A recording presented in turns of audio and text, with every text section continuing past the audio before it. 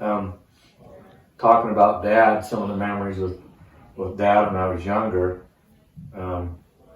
If we could get the spuds watered and the things done for the day, sometimes we'd hurry him up to Humphrey and fish the beaver ponds. And the Humphrey store, we'd get a pop and a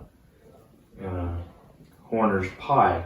And they were little pies that were like real pies now, but they were actually small like the Hostess pies, but they were real pies and had a real crust and real good, not that stuff you get today.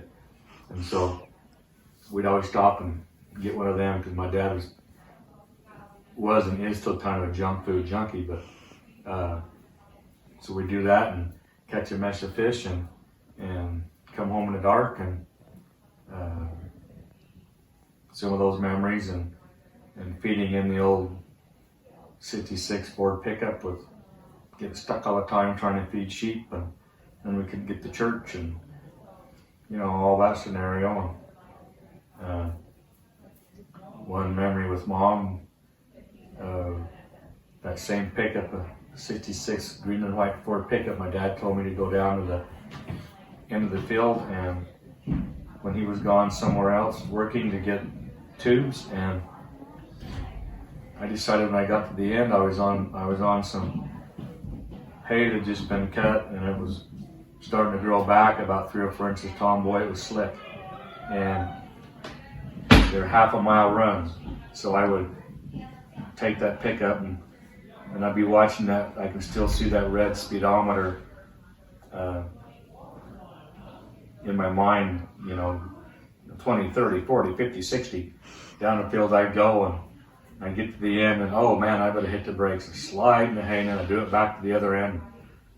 And that's where I got my horsepower mind from. And about a few times after doing that, I'm like watching that needle, 20, 30, 40, 50, 60, and then all of a sudden I look up and see where I was going. My mom was trotting across the ditch bank, about on a fast walk.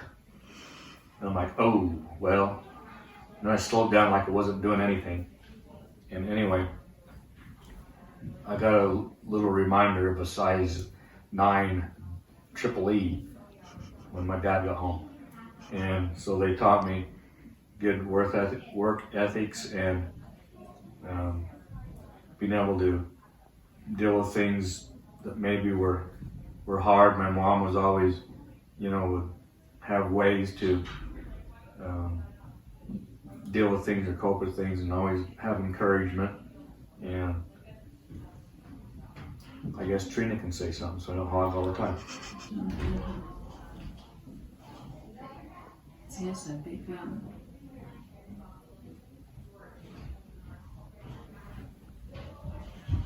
Trina was wanting to say about the my mom always looking after her and checking in on her and bringing her something to eat, or calling her on the phone, or bringing her flowers, she said, and welcoming her into this big family. And Dad would always ask how she's doing and want to come over and check on her at the house. And he'd bring her a treat too, donuts or something, of course, because he probably bought about twice too many than he needed, and he couldn't eat all of them before he got home. So he'd bring, I better take Trina a couple. And so he'd drop her off donuts and stuff like that from time to time, and kind of try to cheer her up and stuff. And but they've been an example of hard work and sacrifice and being able to figure out a situation, and so we love them for that. Hi, my favorite thing that I remember about my parents is all the things that they have taught us as we grew up, and I know that all of my siblings probably feel the same way. My parents taught us how to work hard. Those of us in the first part of the family learned different kinds of work than the second half of the family. We did lots of work with Dad, irrigating. We did lots of gardening, and of course all the household things that our mom taught us. And I think about the things that my mom taught me were to serve other people. She was always had things for us to do if we ran out of ideas, or she'd always give us ideas of what to do to help serve other people. And she also, even though she was very, very busy, she also taught us in 4-H, and anything that we wanted to do, she tried to make happen. And my dad, he also taught us how to work hard too. And the other thing I learned from both of my parents is that you can always make friends with anyone in any walk of life, and they don't have to be just like you, but it's how important it is to be honest and true and to be upright. And I appreciate everything they've taught us. Good for me. Probably one of our most favorite memories we've had with them was when we went to Hawaii with them. And I remember the first time we got there, I told them there's no arguing when we get to Hawaii, because if you do, you're going to stay in an apartment the whole time. And so we stopped at a grocery store and we bought a bunch of chocolate. Grandpa and I bought chocolate covered macadamia nuts, chocolate coconut macadamia nuts, and we come out and I think we ate all of them. We had about 5 or 6 bags, and I think we ate all of them within 2 days. We went back for more, and Grandma, she was going to say, she said, "You can't do that, that's enough." And I said, "That's enough, I'm not going to do that anymore." So we had a great time together. I think that was one of our funnest times we have enjoyed together.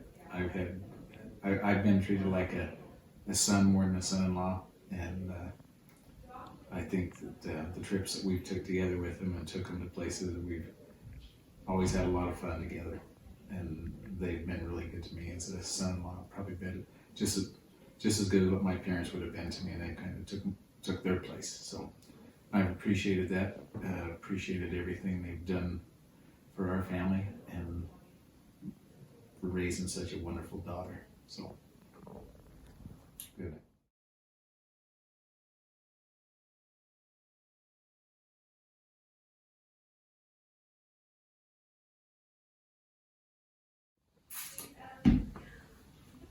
So, many of my fondest memories come from the potato field. So, obviously, we were taught how to work, and we did a lot of work. Watering the potatoes, well, first, cutting the potatoes, watering the potatoes, weeding the potatoes, harvesting the potatoes. My favorite was carrying those great big metal tubes that nearly killed me. But our family vacations probably made up for all of that. We had a couple growing up, mostly West Yellowstone when it was raining and we couldn't work. And our trip to California, which was only part of our siblings that went, because there was still more to come, which was good because the station wagon was chock full as it was. So those were good, and good thing I know how to work, and good thing I know how to vacation. All right. Anything? Oh, it would have to be your kindness towards me, especially when we were just dating in the beginning, because on our first date, I brought her home after having to take her to the hospital to get stitches in her head and a big bandage around her head, and still allowed me to come back and see her again. And also for not throwing me out while we were staying up late watching Saturday Night Live, but we would hear from upstairs, "Jana, it's time to go to bed." Great memories. Nice. I'm grateful to John and Colleen for their dedication and love to one another, and especially the gospel of Jesus Christ, and their family. I'm grateful for the fact that they've instilled into their own children this same dedication and love, and I personally reap the benefits of that all the time in my life, and I'm grateful for that. And I just hope that Trina and I have been able to do the same thing for John and Colleen, as John and Colleen did for their children. For our children, it's still the same thing. Love you, John and Colleen. Well, I don't know quite where to start, except as I've thought over the years what the most important thing is that I was taught by my parents. I think the number one thing is confidence. They instilled in us as children, and even now as adults, confidence in anything we did, anything we wanted. They said you could do it. And it made us so we never held back. Whether it was sports or academics, anything, we knew we could do whatever we set our minds to. And that instilled and continues to instill confidence in our lives. I think that's one of the most important. I will never forget cherished memories of my parents with me in Ecuador.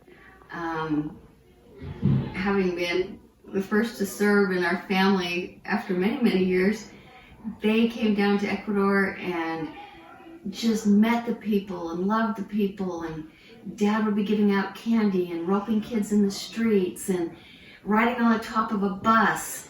And Mom, of course, just loved and hugged all these people, and it was just a once-in-a-lifetime experience to not just show them where I had been, but they met and loved all of these people that I loved. And that's something that I will always cherish. We love them, my kids love them. We're just so glad that they have always shown support for what we do, for what our kids do.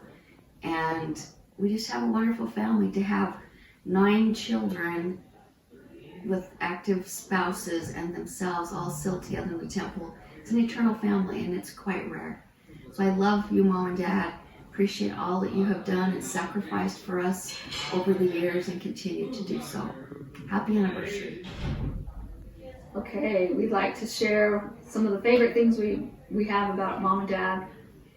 And I would say it's probably the priority to family. That if we kind of had a family theme or motto, it would be families first. That they love our family. There's a whole bunch of us, and we're really close, and we kind of have FOMO, fear of missing out, because we all want to be there when we all get together, because it's a lot of fun. And Mom and Dad have always supported us, all the kids, the in-laws, the grandkids, the great-grandkids, in sports and activities and events and concerts and everything that we do. They've always been there to support us, and I think that helped us all have confidence and know that we were loved, and that family is important and always has been important to them. So that sets an example for our families as well. I've always been impressed with the bond that's there between all the siblings and their parents, all the grandkids. When we first got married, my family would nickname me Jeff Erickson because we would spend so much time with the Ericksons. So I thought that's always been kind of a joke. And Teresa reminds me of that from time to time, but it's just amazing family. And the bond is love. I think the bond is love. There's just a lot of love in this family. Well, it's love and it's support, and it's it's just amazing. You don't see it in you don't see this bond in a lot of families, and it's just been a special thing to witness. The families are forever, and the most important thing. So, Thanks, Mom and Dad. yeah, we love you. Okay, so there's a lot of things that I can say with Dad. One of the things that's stuck with me throughout my whole life is with rodeo and with sports and everything, but especially with rodeo. I've had a lot of different experiences where I was kind of hanging out with people that maybe did different things that I probably shouldn't, and every single one of them had stated to me how they respected my dad because they never could get him to drink or to smoke or to do anything that way, but yet they still really cherished him as a friend and thought he was the best guy in the world. And that helped me throughout my whole life to make that decision myself to not do that. So that's one of the things with Dad and with Mom. There's a lot of things that I learned from her, but one of the things that really set a precedence in my life is just those talks that she would do after I'd get in trouble, or even not even getting in trouble, but things that she tried to get me to open up with where I really didn't, but they still stuck with me and helped me make decisions later in life that were good. So those are a couple things that stick with me. I think with Dad, he gave me a dog when Jason and I first got married, and that dog got hit by a car, and I'm gonna cry. But I'd never seen him cry before, and after that dog got hit, he came over and he gave me a hug and he started crying, and that was the first time that I really saw a lot of emotion out of him, and it just made me realize what a big heart he has. And with Mom, she taught me how to can, and that's always, those memories are huge to me, and I love that. Something that I've done our whole marriage now because of her, and I love that. And I love how they support our kids and everything. They make that long trek to St. George to come to the kids' games, and how they just make our kids feel so loved and so special when they do that.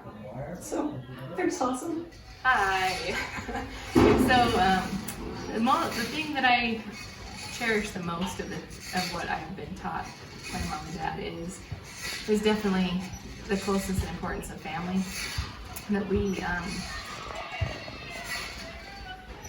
that no matter what's going on, your family is always there for you to support you, and that you can do whatever you want to do. Whatever you set your mind to, then they're there to support you, and you can try it, and it might not always be the best, but you've always been able to try it. That the sky was the limit, you could do and try whatever you wanted, and I've appreciated that, and not only as growing up with our siblings and family, and that is, I think, been taught to all of us, because it's great. We love being able to go and watch my siblings, kids, etc., all the nieces and nephews, because it's what we're there for. It's the family and to support, and you know that you always have family there, no matter whether it's good times or bad times. That's what I was just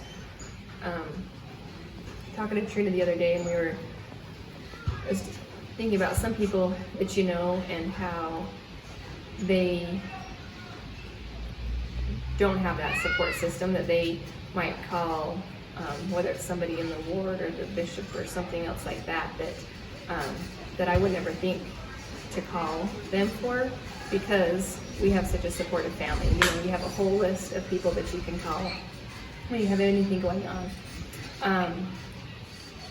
Another thing I always think of with Dad was part of that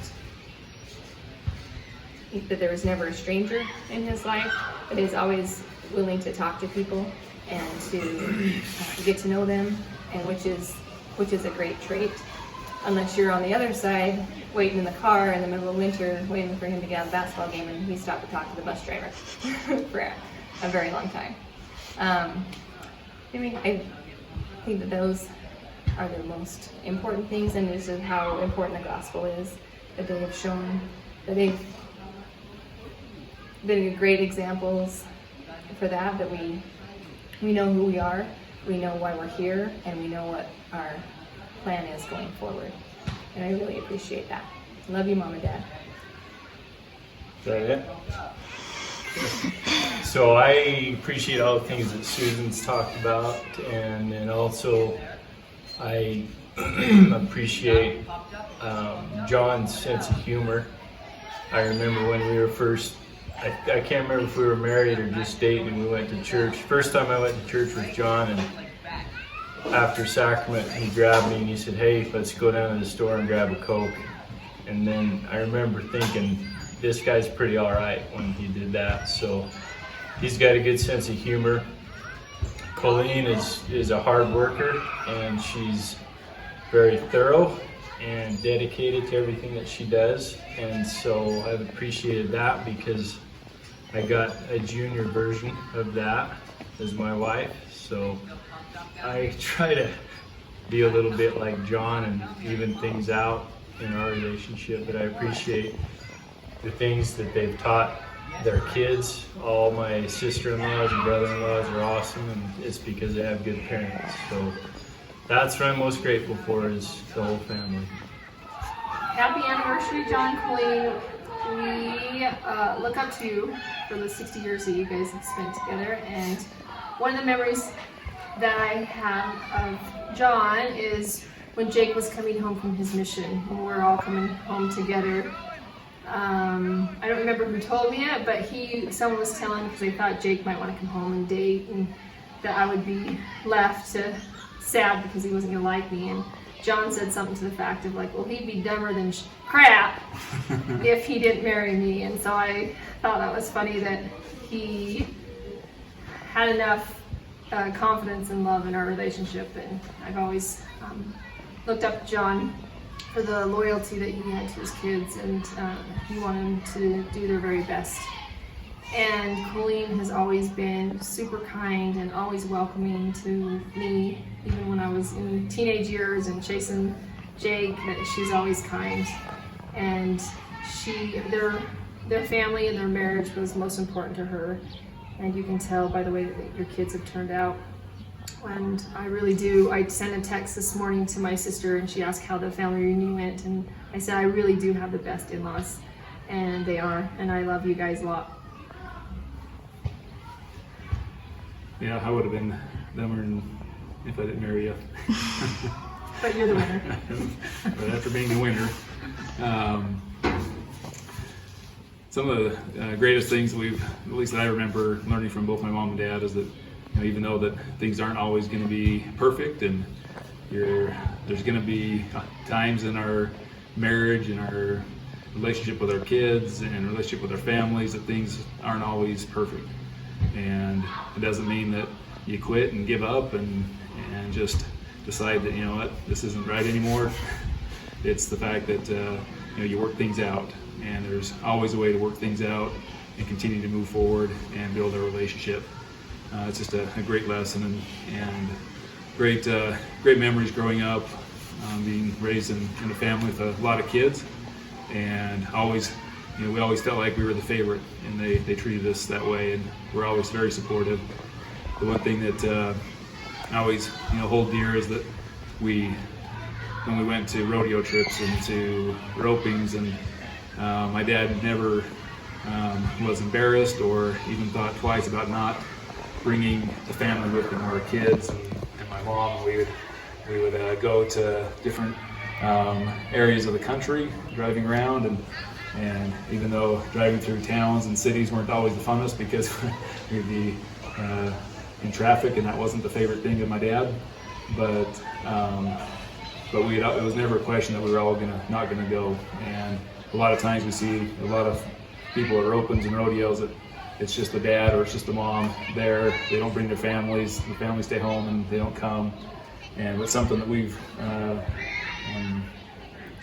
in our family is the same thing. Is that if we're going to go somewhere, whether it's rodeo or basketball games or volleyball games or softball games or whatever we're doing, we go together as a family and support each other.